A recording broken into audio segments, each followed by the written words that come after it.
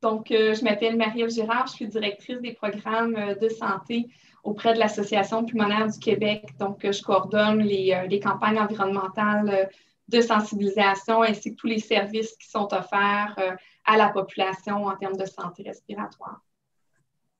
Merci Marie. Mon nom est Catherine Boucher, je suis inhalothérapeute à l'Association pulmonaire du Québec. Je m'occupe de tout ce qui est prévention et santé publique. Bonjour. Moi, je suis Benoît Proulx, maire de Saint-Joseph-du-Lac, la ville haute pour cette année, 2020-2021. Je suis accompagné de Claire Lacroix, qui est notre conseillère en environnement, et de Marie-Michelle Crevier, notre directrice des communications. Bonjour. Bonjour. Bonjour. Benoît Bilodeau, journaliste à l'Éveil, puis on aura info dans les Basses-Laurentides. Bienvenue. Bonjour. Si je peux, oui. Chantal Robert, je suis directrice au niveau national pour Santé Canada pour le programme de santé environnementale qui inclut le programme Radon. Donc, j'ai assisté de mon collègue Mathieu Brossard qui peut se présenter aussi. Bonjour, Mathieu Brossard, donc spécialiste en rayonnement chez Santé Canada, principalement sur le dossier du radon. Bonjour. Bonjour Mathieu. Bonjour, Maud Rioux, je suis consultante en communication pour l'Association pulmonaire du Québec. Donc, je pense qu'on va pouvoir commencer, même si le docteur Dessau, je pense qu'il n'arrive pas à se connecter. Bonjour à tous. Au nom de l'Association pulmonaire du Québec, j'aimerais vous remercier vivement d'avoir rejoint cette conférence de presse pour le lancement de la 5e édition de la campagne Villes et municipalités contre le radon. Cette campagne, elle est réalisée par l'Association pulmonaire du Québec en partenariat avec Santé Canada et avec l'appui du ministère de la Santé et des Services sociaux. Donc, nous l'avons déjà fait, mais j'aimerais représenter les invités qui sont ici ce matin. Donc, nous avons M. Benoît Proulx, qui est maire de la ville de Saint-Joseph-du-Lac, et cette ville est la ville hôte de notre campagne. Il est accompagné d'une partie de son équipe. Donc, nous avons M. Stéphane Giguère, qui est directeur général de la municipalité, Mme Claire Lacroix, qui est conseillère en environnement et développement durable, ainsi que Mme Marie-Michelle Crevier, responsable des communications. Donc, merci beaucoup à la municipalité de Saint-Joseph-du-Lac de se mobiliser activement pour sensibiliser les citoyens aux dangers du radon. Le département de la santé de l'Association pulmonaire du Québec est également présenté aujourd'hui par Marie-Ève Girard, qui est directrice des programmes soins de santé et inhalothérapeute, et par Catherine Boucher, qui est inhalothérapeute. 2 représentants de Santé Canada sont également présents pour cette conférence de presse, donc Madame Chantal Roberge et Monsieur Mathieu Brossard, qui sont respectivement directrices nationales des programmes de santé environnementale et des personnes jouissant d'une protection internationale et spécialistes régionales en rayonnement à la Direction générale des opérations réglementaires et de l'application de la loi. Enfin, donc, nous devrions avoir le docteur Jean-Claude Dessau, qui est médecin et président du comité intersectoriel québécois sur le radon, donc le CIQR, et qui représente le M3S aujourd'hui. Donc, merci à vous tous et merci aux journalistes présents pour cette conférence de presse.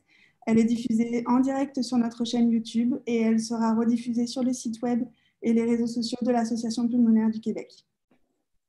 Donc, nous allons démarrer cette conférence avec les allocutions des invités, suivies d'une période de questions. Il vous sera ensuite possible d'interviewer les invités si vous le souhaitez. Donc, Monsieur le maire de Saint-Joseph-du-Lac, je vous laisse la parole. Bien, merci beaucoup. Donc, si vous me permettez, je vais faire la lecture de mon allocution. Il y a beaucoup d'informations et je ne veux rien oublier. Donc, au nom de tout le conseil municipal, je suis heureux et surtout bien fier d'être avec vous ce matin afin de souligner le lancement de cette 5e campagne à laquelle le conseil municipal de Saint-Joseph-du-Lac adhère pour une 4e année consécutive. D'ailleurs, nous avons eu le plaisir d'organiser une soirée d'information avec le docteur Dessau en octobre 2017. La municipalité de Saint-Joseph-du-Lac a accepté de porter le chapeau de ville haute car comme gouvernement de proximité, Il est de notre devoir d'informer la population à cette réalité. Le radon est un gaz nocif et invisible qui se trouve naturellement dans nos espaces de vie. Il peut faire beaucoup de dommages et causer le cancer du poumon dans les endroits où son taux est trop élevé. Il y en a partout dans les maisons, mais rien ne dit que 2 maisons voisines présentent le même taux. Le radon est intangible, mais il y a un moyen de se protéger et de savoir si le taux de radon respecte la norme établie.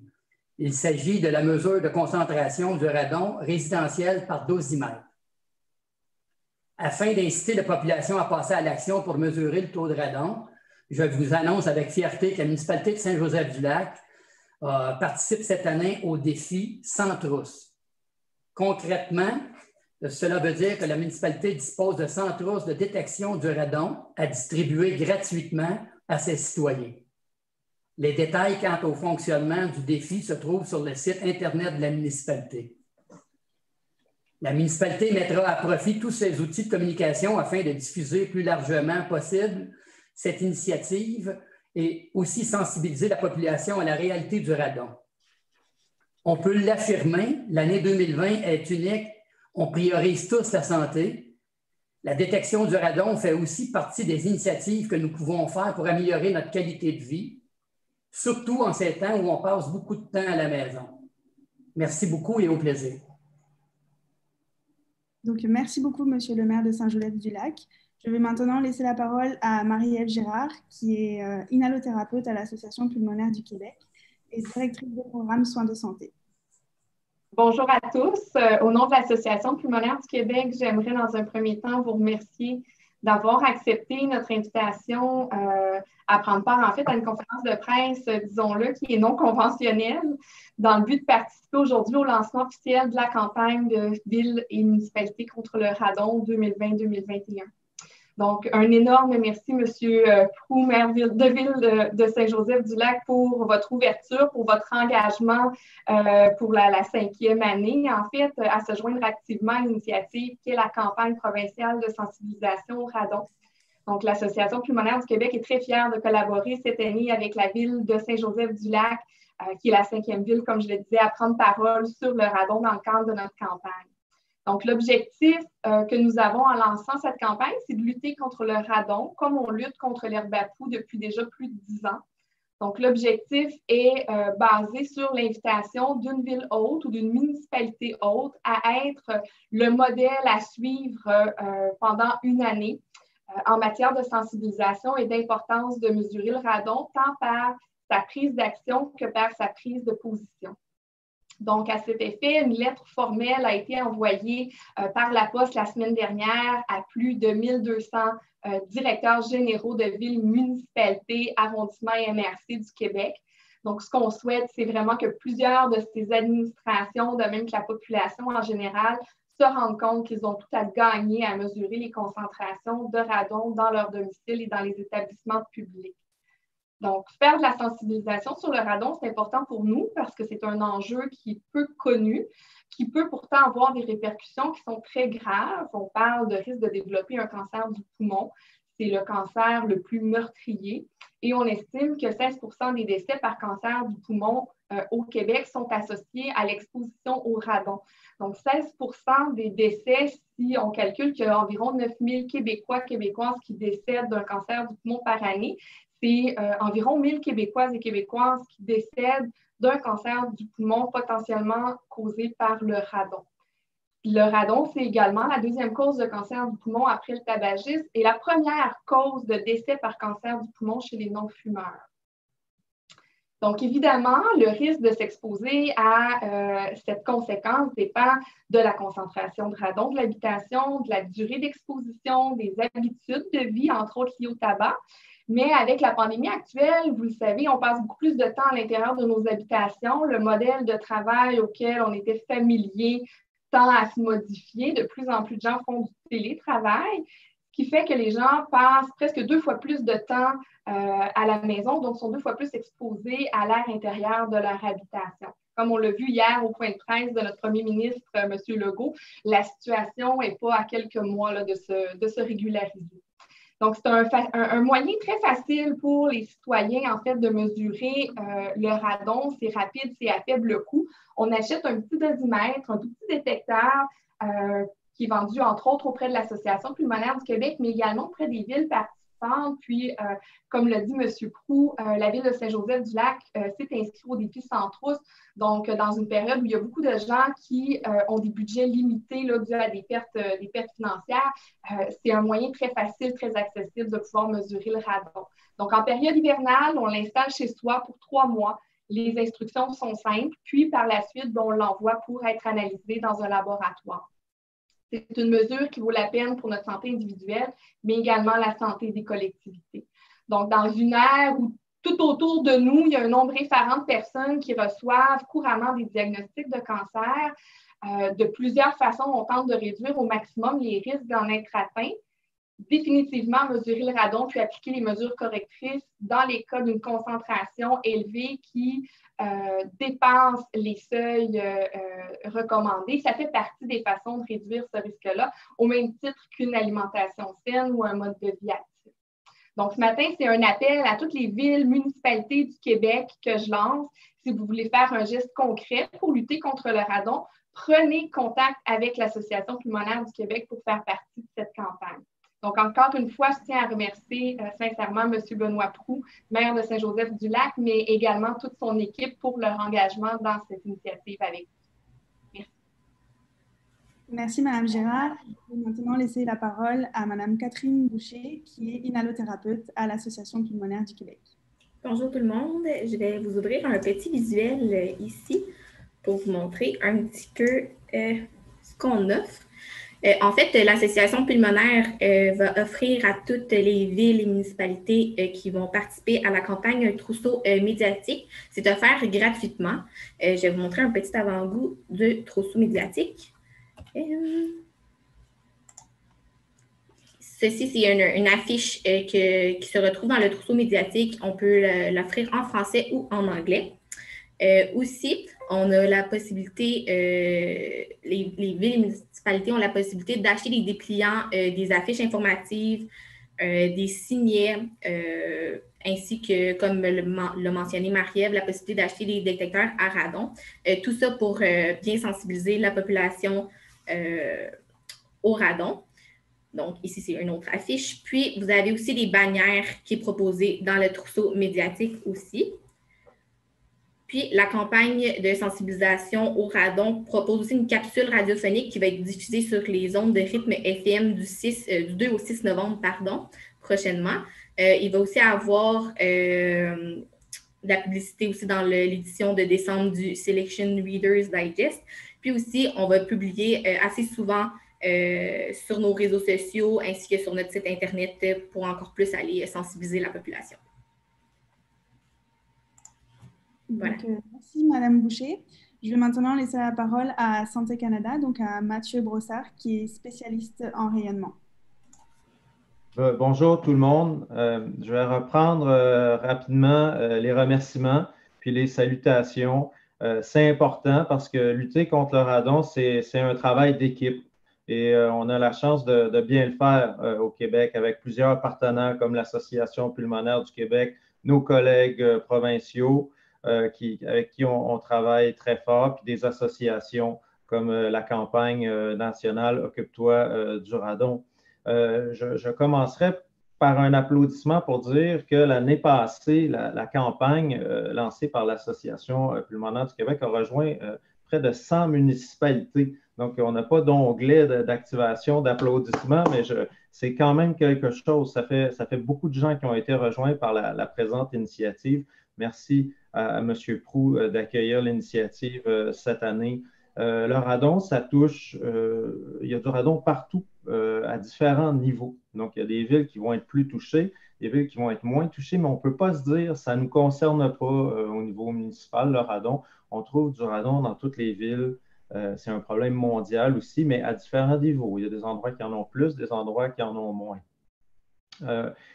Maintenant, pourquoi mesurer le radon à la maison? C'est comme ça a été expliqué, c'est la première cause de cancer du poumon chez les non-fumeurs. Mais à la maison, c'est parce que l'exposition dans l'air intérieur à la maison, c'est responsable d'à peu près 90% de notre risque de cancer du poumon.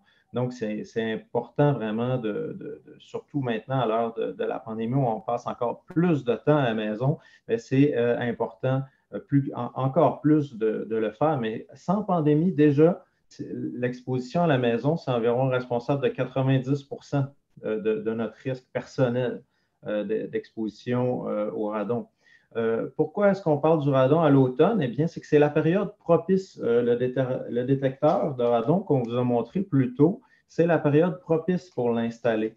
La période de chauffage, donc une mesure de 3 mois qui est recommandée. Le mois de novembre, c'est le mois de prévention contre le cancer du poumon, donc associé au radon au niveau national. Il y a plusieurs initiatives, dont celle-ci, qui ont lieu. Dans les premières semaines de novembre, Santé Canada va poursuivre une initiative de distribution de cartes postales dans les zones où on a environ 10 à 15% des maisons qui ont un problème de radon. Donc, on parle de 1,6 million de cartes postales qui vont être distribuées à travers le pays, 600 000 au Québec. Donc, ce sont des cartes qui incitent les gens à faire la mesure chez eux et à corriger si les risques sont élevés. Maintenant, peut-être la partie la plus importante de ce que j'ai à dire.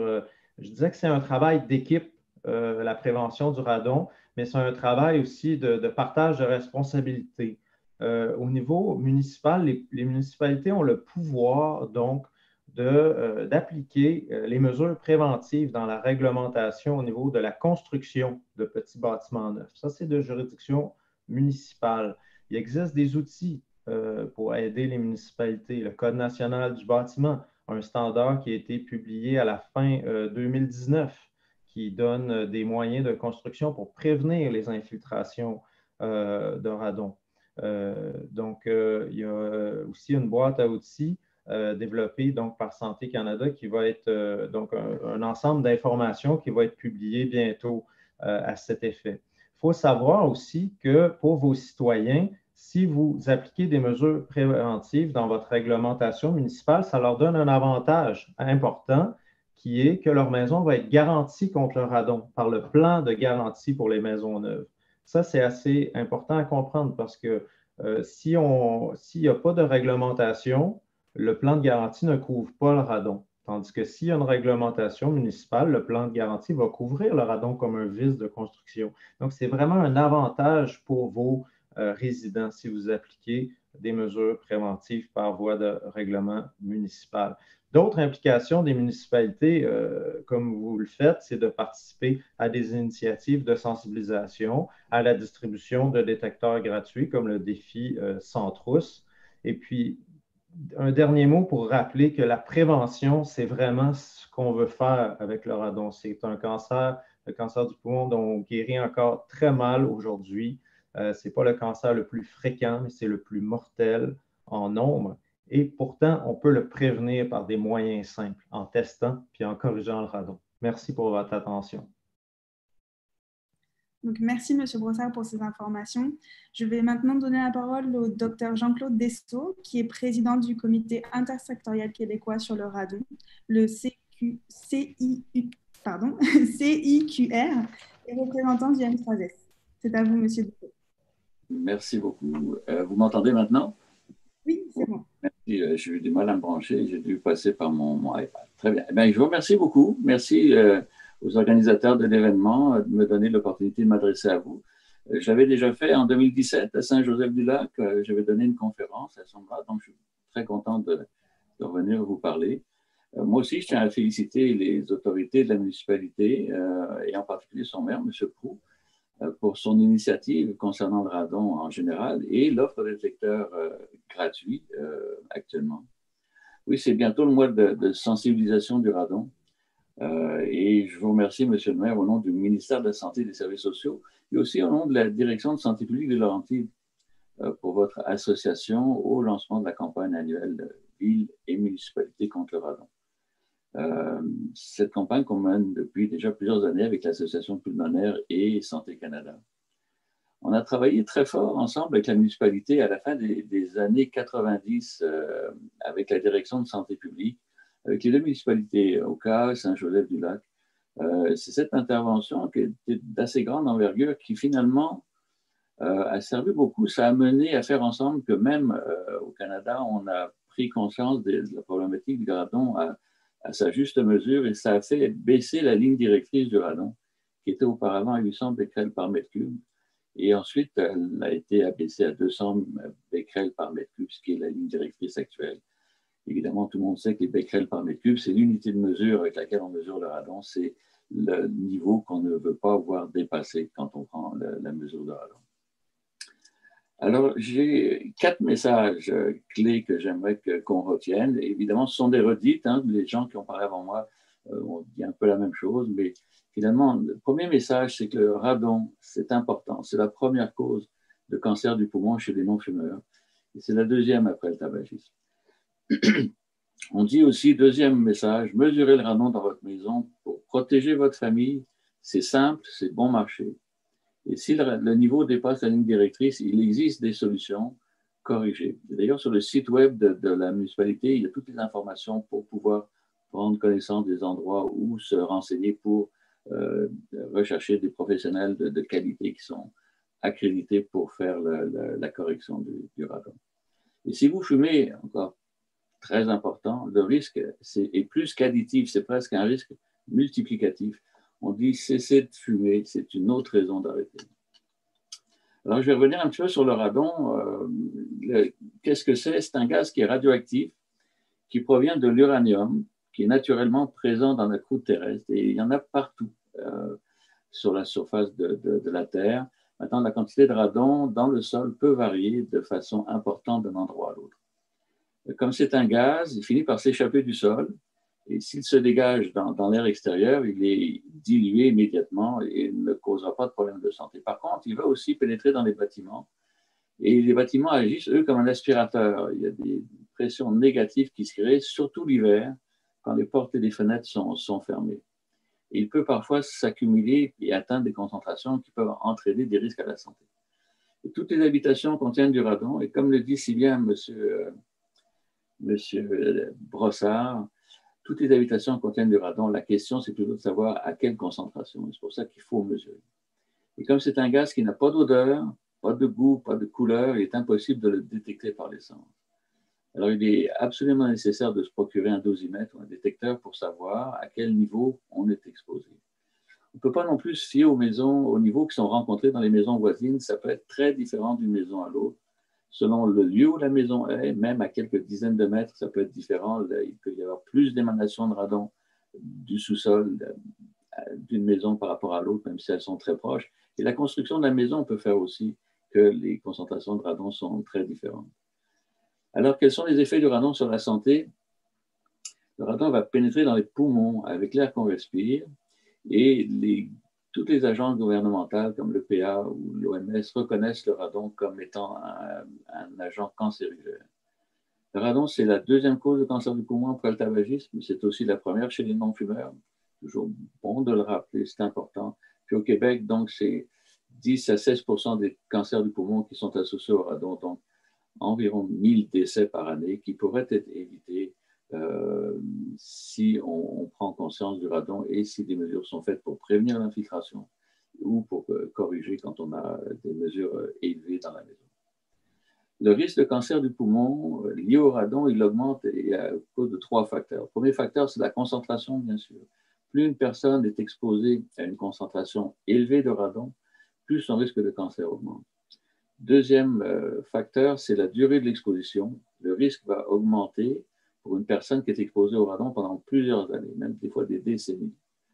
Et le troisième risque, c'est le tabagisme. Les fumeurs exposés au radon ont plus de risque d'avoir un cancer du poumon que les non-fumeurs. Quand on regarde le cancer du poumon, le risque, si on est exposé pendant une vie entière à la ligne directrice canadienne, il y a déjà un risque, même si on est juste au niveau de la ligne directrice canadienne, qui est une concentration de 200 becquerels par mètre cube.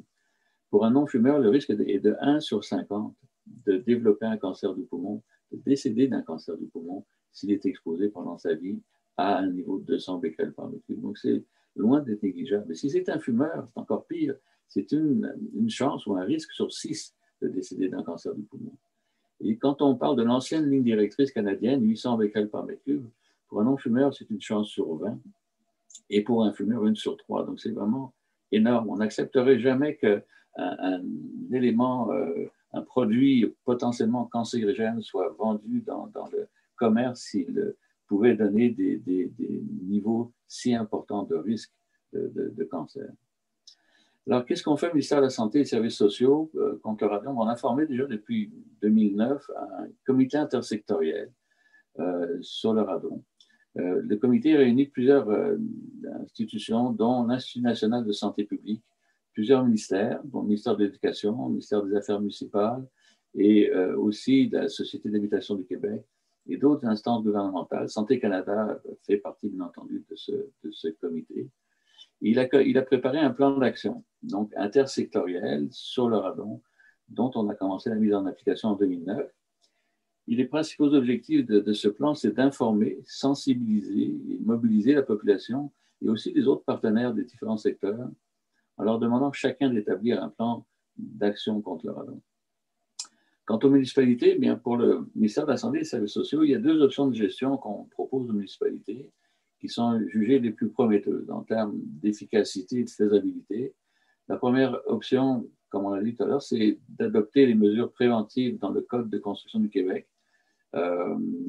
Parce qu'au Canada, c'est déjà fait depuis 2010. Le Code national du bâtiment a mis en place des mesures préventives anti-radon qui sont universelles. Donc, que la maison à construire soit ou non dans un secteur qui est désigné comme un risque, on propose dans le Code national du bâtiment de construire en prenant des précautions contre l'infiltration des gaz souterrains, dont le radon. C'est applicable à tous les bâtiments qui sont visés par la partie 9 du Code national du bâtiment.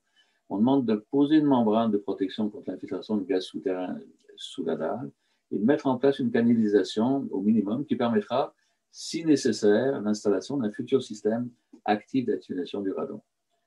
Malheureusement, le côté universel n'a pas été retenu par la Régie du bâtiment au Québec et ça n'est donc pas inclus dans le Code de construction qui a été adopté en 2015, malgré qu'avec Santé Canada, notre ministère a fait des démarches auprès de la Régie du bâtiment du Québec. Et c'est pour ça qu'on sollicite les municipalités. On souhaite qu'elles adoptent donc, le Code national 2010 du bâtiment ou à tout le moins qu'elles mettent en place un règlement municipal qui exige l'application des mesures préventives anti-radon dans toutes les nouvelles maisons. De plus en plus de municipalités l'ont fait et à Saint-Joseph, la municipalité sait qu'il y a un secteur, plusieurs secteurs même qui sont à risque de surexposition au radon et elle fait le nécessaire pour que si une construction doit avoir lieu à ce niveau-là, elle soit faite en tenant compte de ces considérations. Maintenant, la deuxième option promoteuse de gestion du risque de radon, c'est le dépistage du radon dans les lieux publics, les écoles, les garderies, les lieux de travail, les édifices municipaux même. C'est une des réalisations qu'on a réussi à obtenir avec le plan d'action intersectoriel.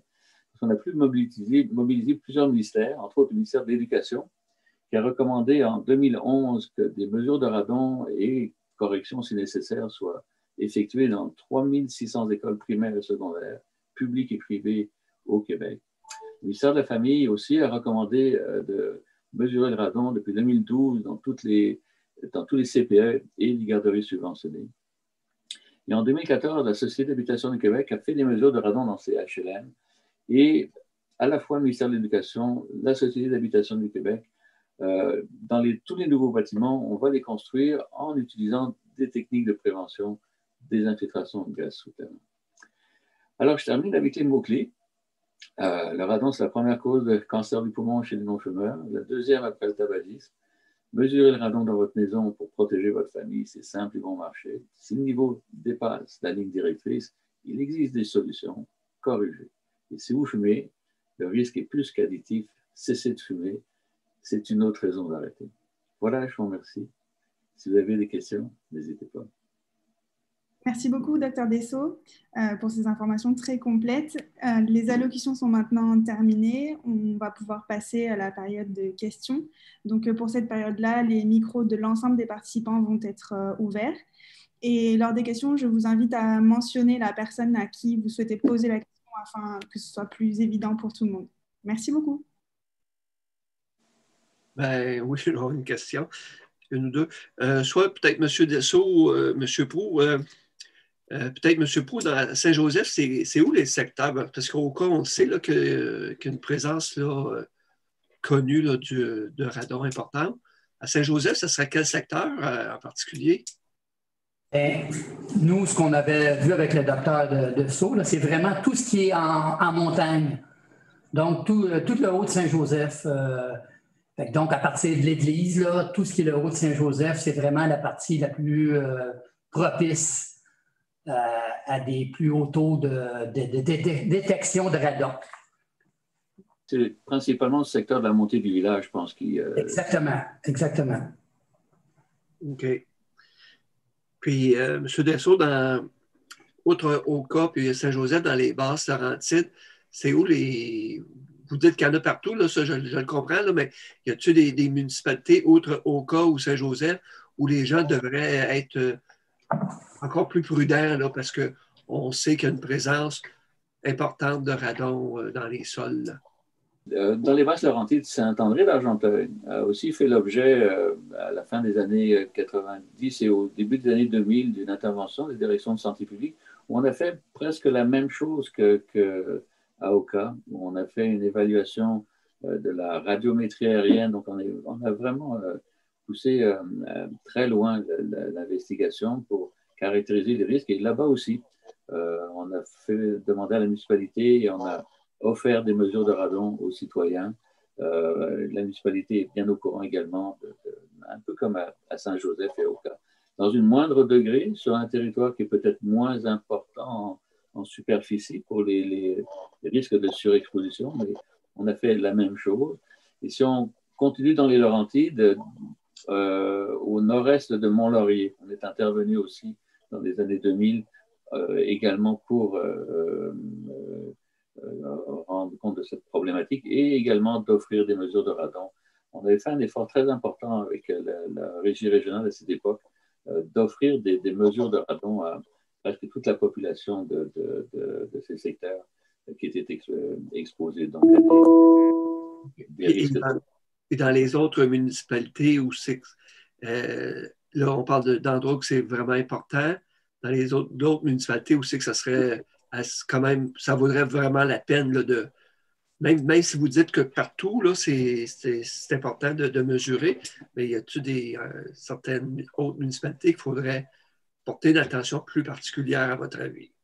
Je pense que pour le reste des Laurentides, même quand on parlait des Basses-Laurentides, toutes les municipalités devraient, à mon sens, on devrait avoir un règlement municipal. Il y en a plusieurs qui l'ont fait, surtout celles qui sont plus impactées, mais ça coûte tellement peu cher. Pour construire une maison avec le système de base de prévention des gaz d'infiltration, gaz souterrain, ça coûte moins que 500 $. Quand on construit une maison, de se prémunir contre le radon, ça vaut la peine. Et ensuite, si jamais, et ce qu'on suggère aux gens, c'est de faire une mesure de radon au premier hiver après la construction du radon, de la maison, pardon.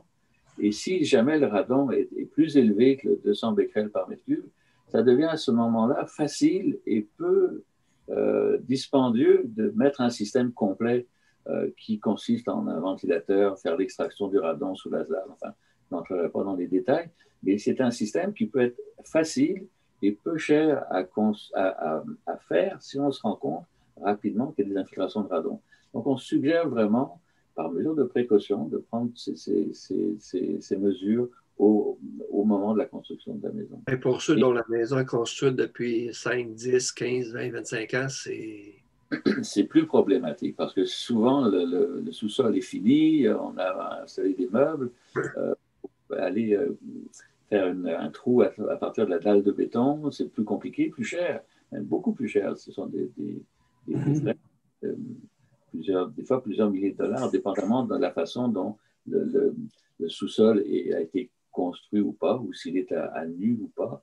Okay. Alors, c'est pour ça qu'on suggère vraiment de prendre des précautions avant de la construction de la maison. Ça coûte vraiment pas cher si on regarde le prix de la maison totale. Et vraiment, si jamais ensuite on fait face à un problème de radon, ça coûte beaucoup moins cher pour faire l'installation d'un système d'évacuation. C'est bon. Là, j'aurai peut-être une dernière question parce que moi, je suis tombé, j'ai autre chose à faire, j'ai du montage à faire. Bon an, mal an, là, combien de personnes effectuent là, le test là, de dépistage, là, de mesure chez eux? Puis quel pourcentage que ça pose problème? Je pose la question, je ne sais pas, peut-être l'association pulmonaire, quelqu'un peut me répondre? En partie, il y a des endroits où ça va être là, 10% des maisons qui vont avoir un taux de radon qui est supérieur à la ligne directrice. Il y a d'autres endroits où est-ce que c'est une maison sur deux. Là, probablement que Mathieu peut le confirmer aussi. Là. Il y a dépendamment des secteurs. Là, on ne parle pas de secteurs nécessairement à l'intérieur des Basses ou des Hautes-Laurentides, on parle à travers la province. Mais le nombre de gens qui testent le radon, qui mesurent le radon, ça demeure encore très faible. Il y a une augmentation. On voit qu'il y a de plus en plus de gens. Il y a un mouvement qui fait qu'il y a de plus en plus de gens qui testent le radon, mais ça demeure encore là, pas suffisamment élevé. Mais vous n'avez pas un nombre? Il y a environ une maison sur 10 au Québec qui a un problème de radon en fonction de nos données. Donc, on a pris plusieurs milliers de mesures au pays. Donc, l'étude pan-canadienne dans les résidences, c'est environ une maison sur 10 au Québec. Mais ça varie d'une maison sur 2 dans certaines régions à une maison sur 200 dans d'autres. Par contre, on a une connaissance très inexacte. Je regardais les données qu'on a. On a 2 mesures seulement pour Saint-Joseph-du-Lac. Donc, des fois, avec 2 mesures, même si on a pris 1500 mesures à l'échelle d'une province, ben ça ne fait pas beaucoup de mesures quand vient le temps de regarder au niveau local. Donc, on a encore une connaissance assez imparfaite là, de la distribution du radon au pays parce qu'il y a peut-être, je vous dirais, 6-7% des gens qui ont testé le radon. Donc, il reste beaucoup de mesures à faire. OK. Puis quand vous dites une mesure, il y a eu 2 mesures à Saint-Joseph, vous voulez parler d'un échantillonnage de plusieurs maisons ou de 2 maisons? Ça, c'est intéressant de le rappeler. Les gens qui mesurent le radon avec l'Association pulmonaire du Québec sont invités à partager leurs résultats avec le ministère de la Santé et des Services sociaux et Santé Canada. Et avec ces données, bien, on cumule tranquillement de l'information pour pouvoir faire des cartographies, mieux connaître la distribution du radon. Mais je voulais simplement dire que même si on a des milliers de mesures à l'échelle municipale, des fois, ça ne fait pas suffisamment de mesures pour pouvoir se prononcer encore. OK. Mais à ce moment-là, avec ce que j'entends, donc nous, là, quand on va faire la remise des 100 doses, donc ça pourrait être une condition là, que les propriétaires aient l'obligation de nous remettre le résultat et puis nous, on pourrait tous les acheminer justement vers la fondation. Là. Ça en fait partie, en fait. Oui. Ça en fait partie. OK. Je peux donner un élément d'information et je peux en ajouter. Je n'ai pas les données maintenant, mais on a des données qui datent des années, je pense, de la fin des années 90, quand on a fait notre intervention de santé publique. Et je pourrais vous les fournir si vous le désirez, qui sont un peu plus précises. Les mesures qui ont été faites à Saint-Joseph-du-Lac. Donc, si vous voulez, je pourrais prendre vos coordonnées OK. Je vais les donner tout de suite parce que je dois quitter, là, parce que là, ça fait pas. Je ne les ai pas devant moi, mais est-ce qu'il y a un endroit où je peux communiquer avec vous et vous les faire parvenir? Ça va me faire plaisir. Je peux vous les donner là, sans problème tout de suite si vous avez un crayon. Là. Oui, je suis prêt. Benoît B, en commercial, groupe jcl.ca. Très bien, je vous donne ça dans les minutes qui viennent après la réunion. Bien, parfait. Bien, merci à tout le monde et bonne campagne. Merci de votre présence. Merci à vous. Bonne journée. Merci. Est-ce qu'il y a d'autres questions? Oui, moi j'ai une question. En fait, j'ai vu une carte de M. Dussault. Je ne sais pas si c'est lui qui a réalisé la carte, mais justement, on voit là, le Mont-Saint-Pierre et tout ça, la zone d'Oka, Saint-Joseph-du-Lac. Puis on dit que c'est un cas particulier en lien avec la géologie, donc la carbonatite présente dans le sol. Je me demandais si c'était vraiment les autres secteurs que vous avez étudiés là, à Saint-André-d'Argenteuil, si c'était aussi de la carbonatite qu'on retrouvait là-bas. Sinon, est-ce que vous savez s'il y a d'autres types de substrats rocheux là, qui seraient propices? Parce qu'on associe ça beaucoup aux collines montérégiennes, là. Mais dans le cas de Mont-Laurier, c'est pas ça, là. Non, c'est ça. Voilà, exactement. Pardon. C'est ce qui fait un peu la problématique, c'est qu'on n'a pas toujours la même formation géologique d'un endroit à l'autre. Et c'est assez souvent des affleurements rocheux de formations anciennes, comme on a dans les Montérégiennes, oui, ici. Et c'est pour ça que Saint-André d'Argenteuil, c'est un peu la même chose. C'est dans les collines de Saint-André qu'on retrouve les plus fortes concentrations. On a des 2000 becquerels par mètre cube à Saint-André aussi. Il y a moins de maisons d'impliqués, il y a moins de maisons avec des hauts niveaux, mais on en a aussi.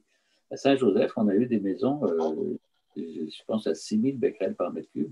C'est exceptionnel, mais ça veut dire que quand même ce secteur-là est vraiment à considérer. Et effectivement, c'est la carbonatite. C'est ce qui la carbonatite est riche en matériaux qui sont potentiellement radioactifs et c'est associé comment dirais-je, au fait qu'on a trouvé aussi du niobium, mais les deux choses sont tout à fait indépendantes. Et c'est comment dirais-je, l'usine qui existait auparavant et celle qui voulait de nouveau être construite cherche du niobium. Ce n'est pas elles qui ont fait en sorte que ça a fait sortir le radon. C'est déjà là. Il n'y a vraiment pas de lien. Il y a beaucoup de gens qui craignaient et qui croient qu'il y a un lien entre les trous de la mine ou les activités minières de ce secteur-là et les émanations de radon, mais vraiment, ça n'a rien à voir. Ce sont deux choses qui se produisent parallèlement. Il n'y a pas de conséquence de l'un par rapport à l'autre. Et vous, j'entends ça encore aujourd'hui, des citoyens qui pensent ça. Donc, oui. le lien est beaucoup plus les montagnes, finalement. Tout à fait. C'est absolument évident. On en avait parlé aussi lors d'un BAP. On avait vraiment bien noté ça. Et c'est ça, je suis content de pouvoir en parler parce que c'est sûr, la conduite de l'usine, des dirigeants de l'usine, la façon dont ça s'est fermé, ça a traumatisé le secteur. Nous, on est arrivé avec notre problématique de radon, où on a fait des conférences publiques. Les gens ont été, je pense, aussi traumatisés à ce moment-là. Et beaucoup de personnes ont dit, bon, alors c'est la faute du gouvernement ou le gouvernement est associé à ça.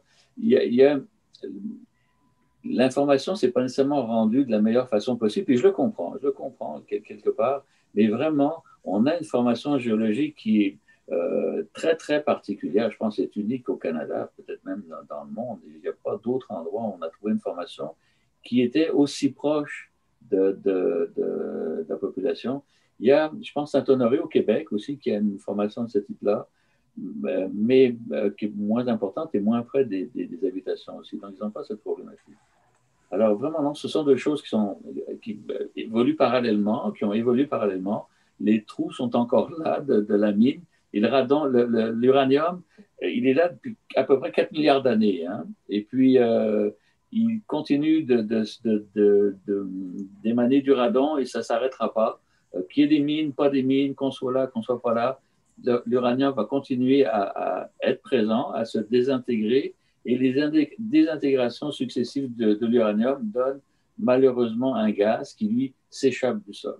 Donc, c'est ça vraiment la cause des problèmes. Dernière question. Dans le fond, pour les zones qui sont environnantes à ces formations géologiques-là, considérant le mouvement des nappes phréatiques, est-ce que vous avez retrouvé aux alentours des maisons où il y avait une forte... Oui. Oui, c'est intéressant cette question-là. Merci de la poser. On peut aller dans bien des détails aussi. Mais on a effectivement demandé aux gens qui ont des puits privés, entre autres d'eau souterraine. On a fait des mesures d'uranium et on n'a pas trouvé d'association particulière entre des concentrations élevées d'uranium dans l'eau et de produits radioactifs dans l'eau et les concentrations dans les maisons, ni même de concentrations très élevées d'uranium. Si je me souviens bien, il y avait deux lignes directrices, une québécoise, une canadienne, je n'ai plus les détails, mais ça pouvait dépasser des fois une ligne directrice, mais ça ne dépassait pas l'autre, pour ce qui est de l'uranium dans l'eau. Maintenant, les maisons avoisinantes, il y a des mouvements de roches, hein, avec les glaciers, il y a des moraines, des roches qui se sont déplacées par rapport à l'intrusion même de carbonatite, hein, qui est en forme de cacahuète, de peanut, qui est très bien délimité, mais il y a d'autres endroits, comme Aoka, entre autres dans le secteur des Ostréiers. On a trouvé des maisons qui étaient relativement élevées, alors qu'elles ne sont pas exactement partie prenante de la formation géologique. Donc, il n'y a rien qui dit qu'à Saint-Joseph, avec les mouvements des glaciers, etc., il n'y a pas eu des roches qui étaient déplacées aussi sur quelques centaines de mètres ou même des kilomètres. Donc, c'est pour ça que même si, faut être prudent, même si à Saint-Joseph, il y a un secteur effectivement particulier qui est très exposé, moi, j'aurais tendance à suggérer à presque tout le monde de faire des mesures. De toute façon, on suggère à tout le monde de faire des mesures de radon dans leur maison. Mais à Saint-Joseph-du-Lac, c'est particulièrement indiqué. Parfait, merci. Moi, j'aurais une question. Est-ce que ce test de mesure-là devrait être fait plusieurs fois dans une même maison au cours sur une période de plusieurs années ou une bonne question pour acquis la mesure qu'on a une année pour les années suivantes? C'est ça, il y a plusieurs éléments là-dedans. Effectivement, c'est bien surtout si on a des mesures qui sont élevées au départ et qu'on fait on prend des mesures de correction. Il faut bien sûr mesurer après la correction, voir si ça a été efficace. Et ça vaut la peine de le faire après plusieurs années, puis de s'assurer si on a un système actif de dépressurisation qu'il est toujours en fonction. Un ventilateur, ça brise. Un tuyau duquel s'échappe le radon, il peut se boucher par des feuilles, de la neige, etc. Enfin, il y a des choses à surveiller après plusieurs années. Mais effectivement, on recommande, après 4-5 ans, dépendant de la situation, de refaire des mesures de radon. Ça ne coûte pas cher, ça permet de s'assurer qu'on est à des niveaux acceptables. Aussi, si on fait des changements dans la maison, parce que la façon dont on occupe la maison peut jouer un rôle également. Mathieu, pour vous en parler mieux que moi, il est beaucoup plus à même au fait de ces considérations-là. Et si on fait ou non fonctionner une hotte de cuisine, par exemple, on peut changer énormément les concentrations de radon dans une maison. Si on ajoute une pièce de la maison où on fait des travaux dans la maison, on peut aussi changer la façon dont le radon va sortir du sous-sol. En particulier, si on construit une annexe à la maison, on peut avoir la malchance de tomber sur un endroit où l'exposition est plus importante encore. Alors, plusieurs facteurs qui peuvent faire en sorte que oui, ça vaut la peine de remesurer. Merci. Merci beaucoup. Est-ce que quelqu'un veut rajouter quelque chose? Peut-être Mathieu Brassard, Santé Canada. Au niveau de la géologie, on a beaucoup parlé des montagnes, mais j'aimerais rappeler que ça peut être une réalité qui est locale. Mais quand on regarde la diversité de la géologie qu'il y a à travers toutes les villes au Québec, au Canada, si on prend l'exemple de Winnipeg, c'est de l'argile, mais pourtant, c'est un argile qui va dégager beaucoup de radon. Donc, il faut vraiment faire attention à cette notion que c'est seulement près d'une montagne ou c'est seulement dans certains types de géologie. Oui, il y a des géologies plus propices que d'autres, mais c'est important. On recommande à tout le monde de mesurer. L'autre chose, c'est la maison aussi. Chaque maison est différente. Chaque maison va laisser rentrer ce gaz-là de façon différente. Donc, c'est un risque qu'on ne recommande pas de prendre de se fier à la géologie pour décider si on mesure le radon. Tout le monde devrait mesurer le radon. J'aurais une question. Le dosimètre, sa durée de vie est efficace pendant combien de temps? Bien, on recommande qu'il soit en place au moins 3 mois. Par contre, les appareils ont une date d'expiration. Donc, celui que je tiens dans mes mains expire en 2022. Donc, ça veut dire qu'il doit être déployé, doit être utilisé avant là, donc, la date d'expiration. OK. Les appareils peuvent être en place plus longtemps aussi. Des fois, les gens vont vouloir débuter une mesure l'été, par exemple, mais on a juste à laisser l'appareil plus longtemps. Ces appareils peuvent mesurer le radon jusqu'à 1 an. Donc, ils sont quand même très stables. Bonjour, est-ce que je peux ajouter juste un petit mot sur le défi? Je trouve que c'est un très beau défi. L'année dernière, Mathieu parlait de 100 municipalités qui ont adhéré. On a peut-être un objectif, là, je ne le connais pas, mais je souhaite qu'on dépasse la barre des 100 cette année. Puis, de mon côté, je vais essayer de voir si ça ne pourrait pas également faire des petits là, dans les autres provinces pour voir si le modèle ne pourrait pas être dupliqué aussi ailleurs. Donc, merci beaucoup pour l'invitation. Merci.